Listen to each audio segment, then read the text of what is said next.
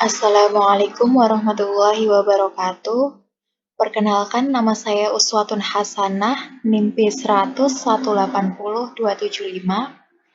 Sebelumnya, saya ucapkan terima kasih kepada Bapak Nur Ahmad SEMSI yang telah memberikan pelatihan workshop statistik milenial pada kami.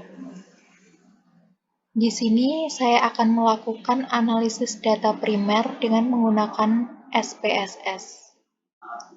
Sebelum kita melakukan analisis data pada data primer dengan menggunakan SPSS, di sini kita harus mengenal terlebih dahulu pengujian dalam statistik inferensial atau induktif.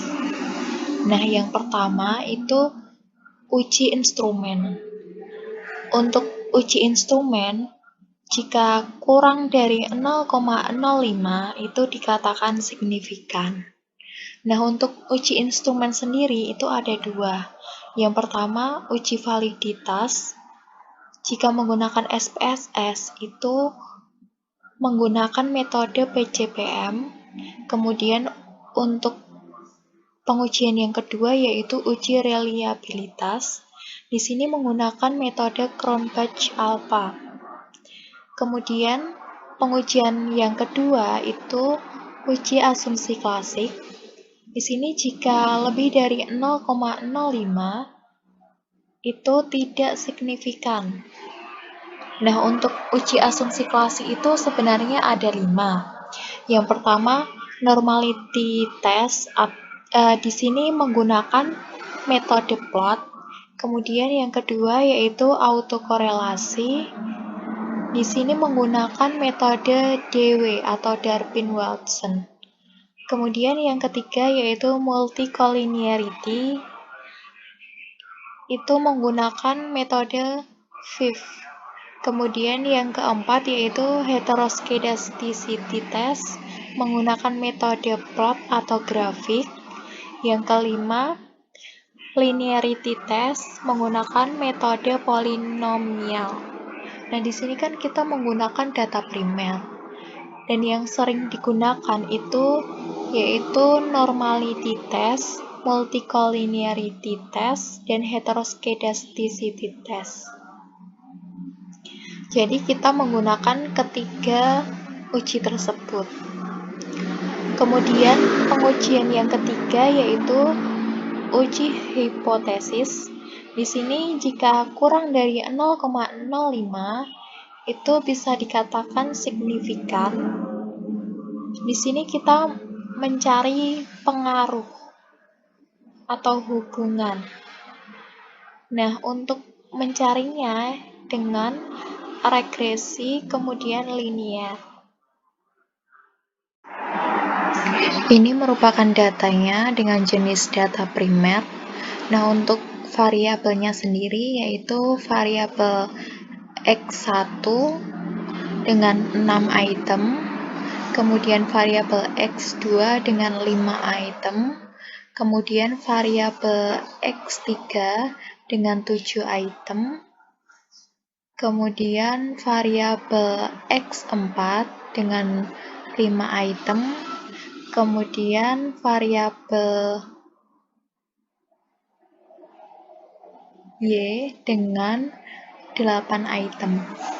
Untuk variabel independennya X1, X2, X3, X4. Dan untuk variabel dependennya yaitu variabel Y. Dan untuk nilai N-nya atau jumlah datanya di sini terlihat jumlah N-nya yaitu 100. Di sini kita melakukan pengujian instrumen yang pertama yaitu validitas dengan metode PCPM, yaitu kita klik analyze, kemudian kita pilih correlate, kemudian kita pilih bivariate. Kemudian akan muncul kotak dialog seperti ini. Kemudian untuk kolom variabel kita masukkan itemnya beserta skornya, yaitu A1 sampai dengan A6, kemudian dengan variabel independennya yaitu X1, kemudian correlation koefisiennya kita centang persen, kemudian kita klik OK. Jadi kita sudah melakukan uji validitas untuk variabel X1. Kita akan coba untuk variabel X2 dengan cara yang sama, yaitu klik analyze, kemudian klik correlate, kemudian kita klik bivariate. Di sini akan muncul kotak dialog seperti yang awal tadi. Kita masukkan untuk kolom variabel, kita masukkan item dan skornya, yaitu B1 sampai dengan B5, kemudian X2 yaitu skor akhirnya, kemudian sama seperti tadi, klik person, kemudian kita klik OK. Kita repeat lagi untuk uji validitas terhadap variabel X3 dengan cara yang sama, yaitu klik analyze, kemudian kita klik correlate, kemudian kita klik bivariate.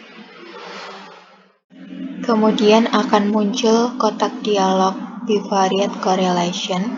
Kita masukkan untuk variabelnya item plus skornya, yaitu item C1 sampai dengan C7, kemudian X3, kemudian kita klik person, kemudian kita klik OK. Kemudian kita lakukan pengujian validitas untuk X4, yaitu dengan cara klik analyze, kemudian kita klik correlate, kemudian kita klik bivariate.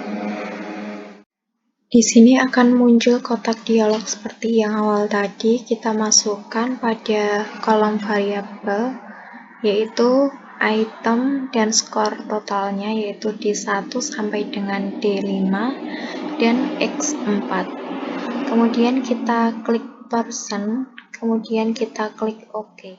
Kemudian kita lakukan uji validitas yang terakhir untuk variabel Y, yaitu kita klik analyze, kemudian kita klik correlate, kemudian kita klik bivariate. Kemudian akan muncul kotak dialog seperti ini, dan untuk kolom variabel kita masukkan item dan skornya, yaitu E1 sampai dengan E8 dan variabel Y. Kemudian kita klik person, kemudian kita klik OK. Di sini kita masuk pada bagian output. Ada kolom correlation untuk variabel X1. Nah, di sini untuk sisi kanan dan sisi bawah itu sama saja. Angka ini dan angka ini sama saja. Dan untuk angka 1 ini adalah matrik.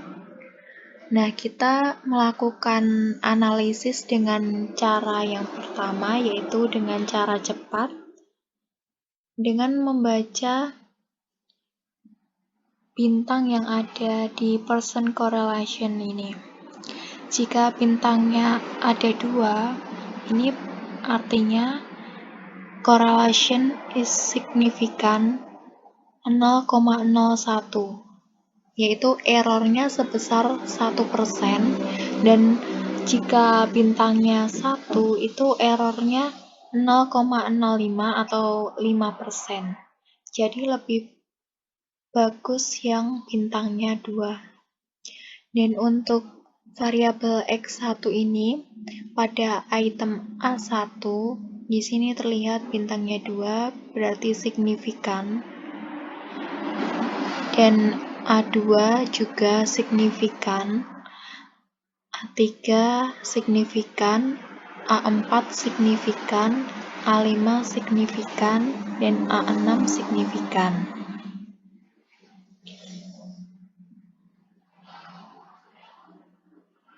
Kemudian kita lanjut pada variabel yang kedua, yaitu variabel X2. Cara membacanya sama. Kita lihat pada kolom bagian bawah. Di sini terlihat percent correlation-nya terdapat 2 bintang dari B1, B2, B3, B4, dan B5. Signifikannya berada pada error 1%. Jadi variabel ini bisa dikatakan signifikan. Kemudian yang ketiga, variabel yang ketiga yaitu X3. Cara membacanya sama dengan melihat bagian kanan atau bawah. Di sini terlihat bahwa bintangnya ada 2 dari C1, C2, C3, C4, C5, C6, dan C7 berada pada error sebesar 1%, sehingga dapat disimpulkan signifikan. Kemudian kita lanjut pada variabel yang keempat, yaitu X4. Cara membacanya sama, bisa dilihat dari kanan atau bawah.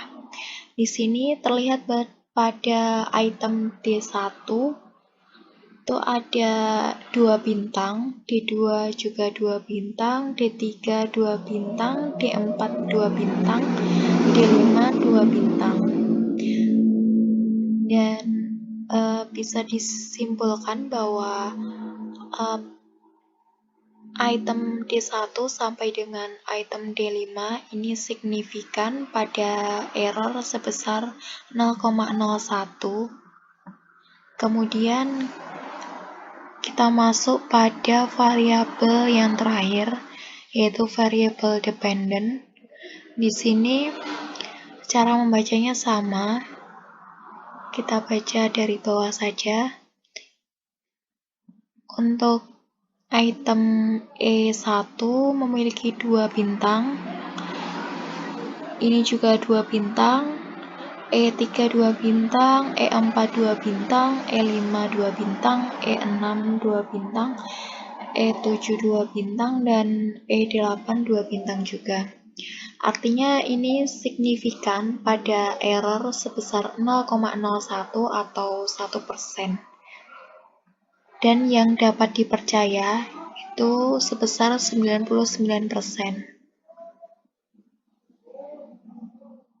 Kemudian kita akan melakukan uji validitas dengan cara yang kedua, yaitu kita akan melihat dengan nilai signifikannya.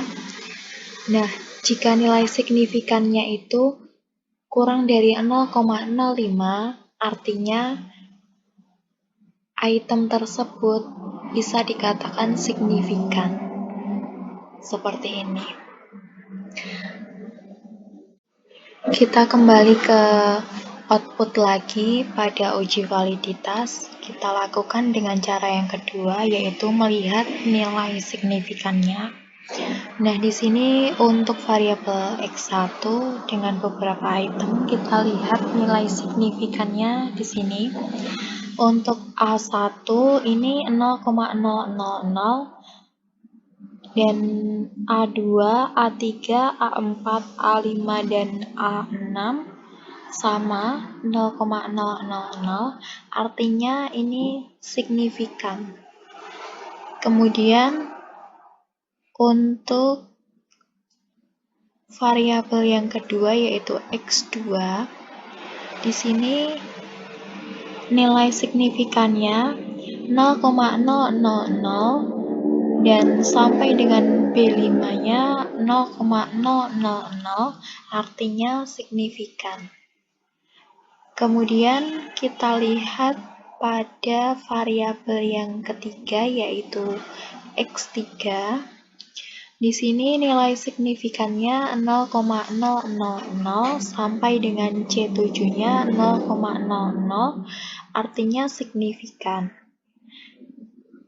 Kemudian, untuk variabel X4-nya, nilai signifikannya untuk D1 0,000 sampai dengan D5 0,00, artinya signifikan karena kurang dari 0,05. Kemudian kita lihat untuk variabel dependen, yaitu variabel Y, nilai signifikannya 0,000 untuk item E1 sampai dengan item E8 0,000, artinya signifikan karena kurang dari 0,05.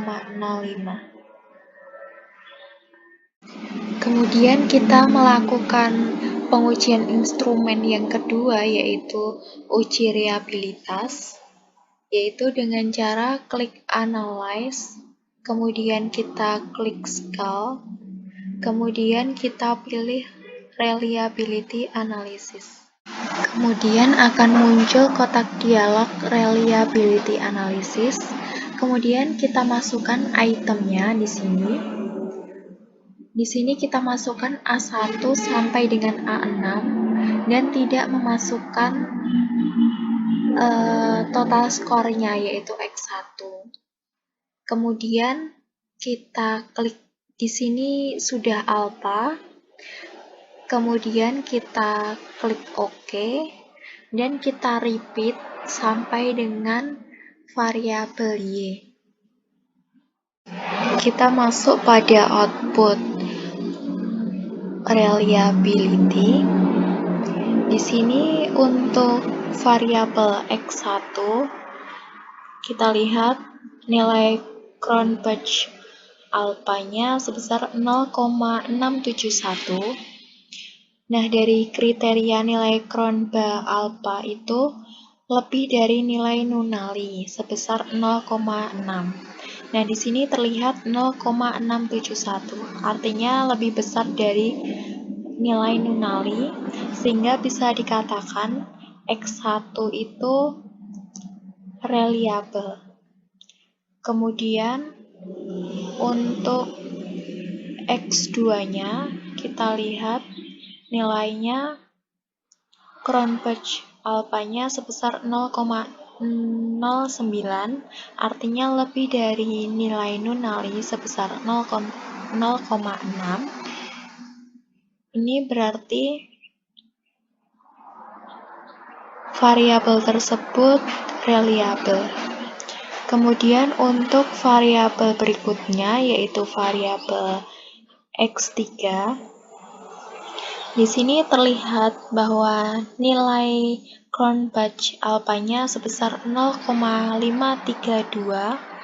Artinya di sini nilai Cronbach alpha-nya itu kurang dari nilai Nunali sebesar 0,6. Nah, di sini berarti X3-nya itu tidak reliable. Kemudian untuk X4-nya nilai Cronbach alpha-nya sebesar 0,549. Artinya di sini kurang dari nilai Nunali yang sebesar 0,6, sehingga variabel X4-nya ini tidak reliable. Dan untuk variabel yang terakhir, yaitu variabel Y, di sini terlihat bahwa nilai Cronbach alpha-nya sebesar 0,671, artinya nilai Cronbach alpha-nya itu lebih dari nilai Nunali sebesar 0,6. Berarti bisa dikatakan bahwa variabel Y reliable. Selanjutnya kita akan melakukan uji asumsi klasik, Nah, sebelum melakukan uji asumsi klasik, kita harus melakukan uji hipotesis terlebih dahulu, yaitu kita akan mencari pengaruh, yaitu dengan regresi. Kita klik analyze, kemudian kita klik regression, kemudian kita klik linear. Kemudian akan muncul kotak dialog seperti ini, yaitu kotak dialog linear regression. Nah, untuk variabel dependennya ini kita masukkan variabel Y, yaitu variabel yang akan dipengaruhi oleh beberapa variabel independen. Dan untuk variabel independen sendiri kita masukkan yaitu variabel X1, variabel X2, variabel X3, dan variabel X4. Kemudian kita klik OK untuk uji hipotesis. Di sini kita langsung masuk pada outputnya, yaitu output regresi. Nah, kita lihat pada tabel koefisien. Nah, di sini kita bisa melihat uji hipotesis itu dari nilai B, ataupun nilai T, ataupun nilai sig. Nah, untuk nilai B sendiri itu ada persamaannya, persamaan statistik, yaitu Y sama dengan A plus X1 plus X2 plus X3 plus X4 plus E. Nah, untuk A sendiri itu merupakan nilai konstan sebesar 9,282. Artinya persamaannya yaitu Y sama dengan 9,282 plus 0,268 X1 plus 0,324 X2 plus 0,012 X3 plus 0,604 X4 plus E. Nah, jika dilihat dari nilai T-nya, cara mudahnya yaitu T lebih dari 2. Jadi nilai T itu lebih dari 2 artinya signifikan. Nah, jika dilihat nilai T dari X1 ini lebih dari 2, X2 lebih dari 2, dan X4 lebih dari 2. Artinya variabel X1, variabel X2, dan variabel X4 itu berpengaruh secara parsial terhadap variabel Y. Tetapi untuk variabel X3 di sini terlihat bahwa nilainya 0,136, artinya kurang dari 2. Sehingga variabel X3 ini secara parsial atau secara tersendiri itu tidak berpengaruh terhadap variabel Y. Nah, untuk nilai signifikan sendiri, jika nilai sig itu kurang dari 0,05, artinya signifikan. Nah, untuk X1 kurang dari 0,05,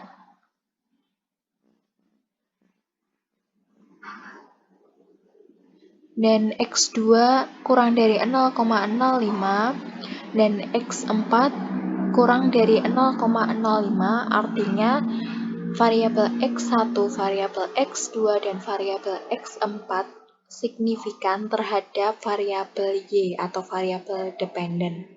Sedangkan variabel X3 sendiri di sini diperoleh nilai sig-nya 0,892, artinya tidak signifikan terhadap variabel Y secara parsial atau tersendiri.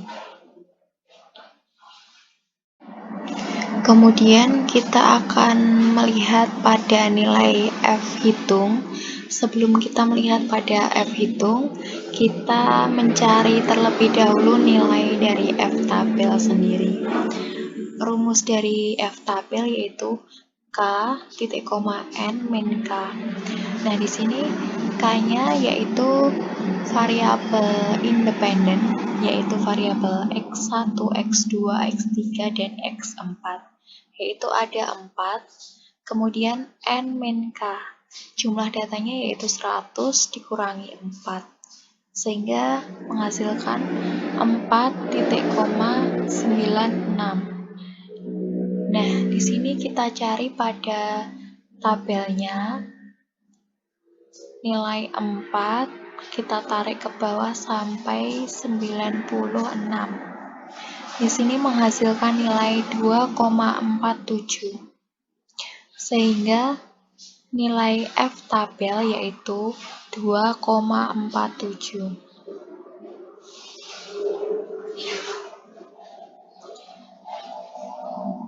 Hipotesis tersebut bisa dikatakan diterima itu bila F hitung itu lebih dari F tabel. Kemudian kita kembali pada outputnya. Di sini terlihat bahwa nilai F hitungnya sebesar 12,173, artinya ini lebih dari F tabel tadi yang kita cari yaitu 2,47. Sehingga hipotesis ini bisa dikatakan diterima. Dan variabel X1, X2, X3, dan X4 secara simultan atau bersama-sama mempengaruhi variabel dependen atau variabel Y. Nah, di sini kita lihat juga pada nilai R². Di sini terlihat bahwa nilainya 0,339. Jika dijadikan persen itu 33,9%. Artinya variabel independen X1, X2, X3, dan X4 ini mempengaruhi sebesar 33,9% terhadap variabel Y. Dan sisanya itu 100% dikurangi 33,9%. Nah, sisanya itu dipengaruhi oleh faktor-faktor lain yang tidak disebutkan dalam hipotesis tersebut.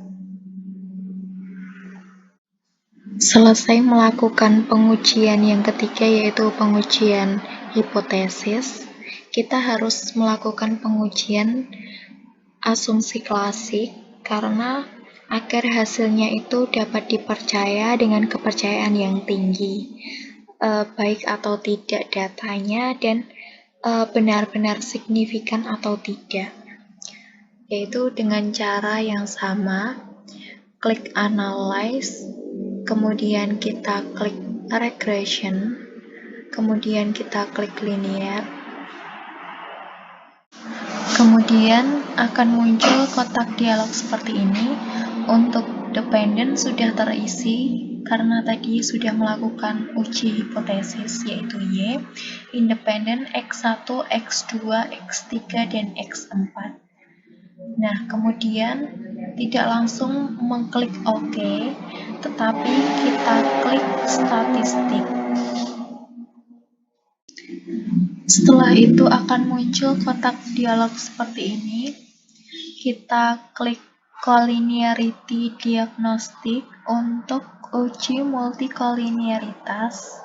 Kemudian kita klik continue. Kemudian kita klik plot dan akan muncul kotak dialog linear regression plot. Kemudian untuk melakukan uji heteroskedastisitas, kita masukkan Y, Z-pred, kemudian X, S-resid. Kemudian untuk uji normalitas, kita centang histogram dan normal probability plot. Kemudian kita klik continue. Kemudian muncul output dari uji asumsi klasik. kita awali dari uji normalitas. Di sini normal PP plot of regression standard residual. Di sini terlihat bahwa datanya ini mengikuti alur dari garis diagonal, sehingga dapat disimpulkan bahwa distribusi tersebut normal dan dapat dipakai untuk melakukan penelitian. Karena ini yang kita uji adalah data primer, jadi yang diuji hanya uji multikolinearitas, uji normalitas, dan uji heteroskedastisitas. Untuk uji linier dan uji autokorelasi tidak perlu digunakan. Kemudian kita klik OK. Uji asumsi klasik yang kedua yaitu uji multikolinearitas dengan memperhatikan nilai tolerans dan VIF. Uji untuk mengetahui apakah antara variabel bebas terjadi multikolinearitas atau tidak. Tidak terjadi gejala multikolinearitas jika nilai tolerans kurang dari 1 dan nilai VIF atau VIF lebih dari 1. Atau mengarah ke nilai 1, yaitu tolerans, kemudian 1, kemudian baru VIF. Kemudian kita lihat pada outputnya, pada koefisien. Di sini terdapat collinearity statistik, ada nilai tolerans dan nilai VIF. Untuk nilai tolerans dari X1, X2, X3, dan X4 di sini menunjukkan kurang dari 1 dan nilai VIF lebih dari 1. Artinya data tersebut tidak terjadi gejala multikolinearitas. Uji asumsi klasik yang ketiga sekaligus uji asumsi klasik yang terakhir pada data primer ini yaitu uji heteroskedastisitas. Di sini kita menggunakan metode scatter plot, yaitu pengujian untuk memeriksa apakah ada perbedaan antara satu residu dan pengamatan lain. Menurut Imam Ghazali, pada tahun 2011 pada bukunya halaman 139, tidak terjadi heteroskedastisitas jika tidak ada pola yang jelas, bergelombang, melebar kemudian menyempit pada gambar scatter plots, serta titik-titik menyebar di atas dan di bawah angka 0 pada sumbu Y. Kemudian kita beralih pada outputnya, pada bagian scatter plot. Di sini terlihat bahwa datanya memiliki pola yang jelas, yaitu bisa dikatakan pola garis diagonal, sehingga dapat disimpulkan bahwa data tersebut memiliki gejala heteroskedastisitas.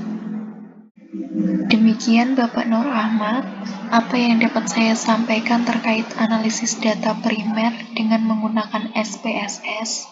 Saya memohon maaf jika masih ada banyak kekurangan dan kesalahan dalam menganalisis.